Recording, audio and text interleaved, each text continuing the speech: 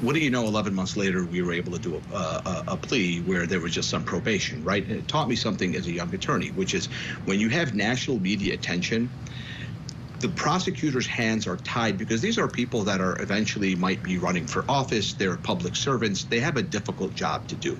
In this situation, these jurors and these prosecutors are grappling with an issue that the whole entire country has been dealing with from a political standpoint, from a socioeconomic standpoint, from a cultural standpoint, the question of whether or not you can have a gun in the house or the right to bear arms. I mean, this is just, it's a hot button issue, probably the biggest hot button issue, and in an election year. So in my opinion, the jurors are grappling with it, and so they're asking the question, can we infer anything by these witnesses being missing?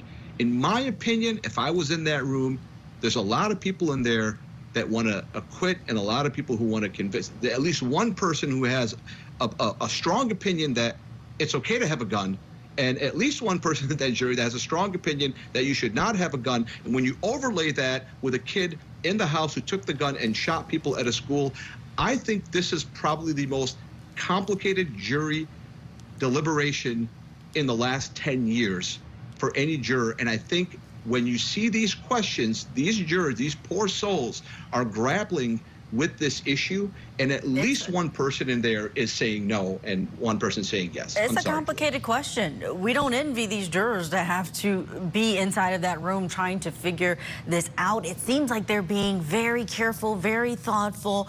Just reading and breaking down their questions, they are trying to get to the heart of this issue.